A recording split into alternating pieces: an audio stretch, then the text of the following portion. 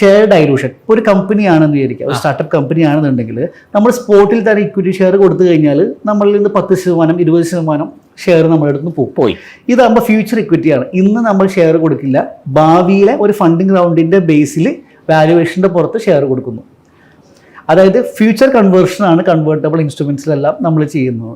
കാരണം ഫൗണ്ടേഴ്സിന് അത്രയും strong control throughout the period കിട്ടാൻ വേണ്ടിയിട്ടാണ് ഈ പറയുന്ന കാര്യങ്ങൾ ചെയ്യുന്നത്. Subject to multiple rounds of funding ആവശ്യമാണ്. കാരണം ഒരു സ്റ്റാർട്ടപ്പ് നോർമലി ഇപ്പം നമ്മൾ തന്നെ പല സ്റ്റാർട്ടപ്സും വർഷത്തിൽ 2 പ്രാവശ്യം വരെ ഫണ്ട് റൈസ് ചെയ്യേണ്ട അവസ്ഥ നമുക്ക് വരുന്നുണ്ട്. ഓരോ പ്രാവശ്യം ഇങ്ങനെ ഡൈലൂഷൻ വന്നു കഴിഞ്ഞാൽ നമ്മുടെ കൺട്രോൾ പോകും.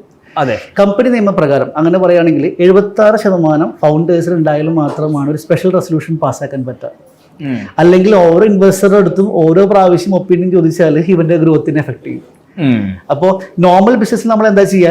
50-50. നമ്മുടെ നാട്ടിലൊരു കച്ചവടം എന്ന് പറയുന്നത് എനിക്ക് 50, നിങ്ങൾക്ക് 50, അല്ലെങ്കിൽ 50 ഇടുന്നു. അല്ലെങ്കിൽ പറയും ഇൻവെസ്റ്റർക്കാണ് കൂടുതൽ, ഇൻവെസ്റ്റർക്ക് 80, എനിക്ക് 20. ഇവിടെ അങ്ങനെയല്ല. എനിക്ക് ഇൻവെസ്റ്റ്മെന്റ് ഇല്ലെങ്കിലും I will loan 80-90% through out the next 3-4 rounds. എങ്കിൽ മാത്രമാണ് ഈ പറയുന്ന പ്രൊമോട്ടർക്ക് എക്സിക്യൂട്ട് ചെയ്യാൻ പറ്റുള്ളൂ. അവിടെയാണ് ഒരു സ്റ്റാർട്ടപ്പും MSME തമ്മിലുള്ള വ്യത്യാസം. എക്സിക്യൂഷൻ ആണ് കീ.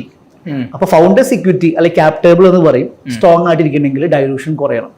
പിന്നെ പ്രൊഫഷണൽ ഇൻവെസ്റ്റർ എപ്പോഴും ഈ പറയുന്ന വാല്യുവേഷൻ എക്സിറ്റിലാണ് ഇറങ്ങി പോവുക. ഞാൻ 10 ലക്ഷം ഇടുന്നു, നാളെ കമ്പനി അതിന്റെ 10 ഇരട്ടി വാല്യുവേഷൻ ആയാൽ എന്റെ 10 ലക്ഷം 1 കോടിയായി. ഞാൻ അവിടെ ഡിവിഡൻഡ് എന്ന് പറയുന്ന കോൺസെപ്റ്റ് അവിടെ ഇല്ല, നമ്മൾ എക്സിറ്റ് ചെയ്യാണ്. അപ്പോൾ ഇയാൾക്ക് പെർഫോം ഷെയർ ഞാൻ വിൽക്കുന്നു.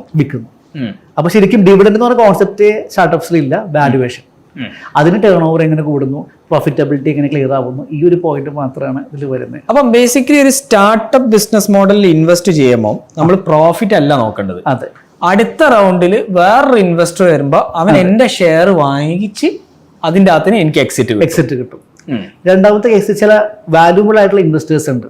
ഇപ്പൊ നമുക്ക് സെപ്റ്റോ പോലത്തെ ക്വിക്ക് കോമേഴ്സിലേക്ക് വരുന്ന സ്റ്റാർട്ടപ്സുകൾ, അല്ലെങ്കിൽ റാപ്പിഡോ തന്നെ. റാപ്പിഡോ പറയുകയാണെങ്കിൽ, അല്ലെങ്കിൽ പോർട്ടർ എന്ന് പറയുന്ന ആപ്പാണെങ്കിൽ ഇപ്പൊ യൂണിക്കോൺ സ്റ്റാറ്റസിലേക്ക് എത്തി. അതെ, ആദ്യം 10 ലക്ഷം ഇട്ട ആൾക്ക് ഇന്നിപ്പോ അതൊരു 10 കോടി ആയിട്ടുണ്ടാവും വിത്തിൻ 8 ഇയേഴ്സ്. അവിടെ ശരിക്കും വെൽത്ത് ക്രിയേഷൻ ആണ്.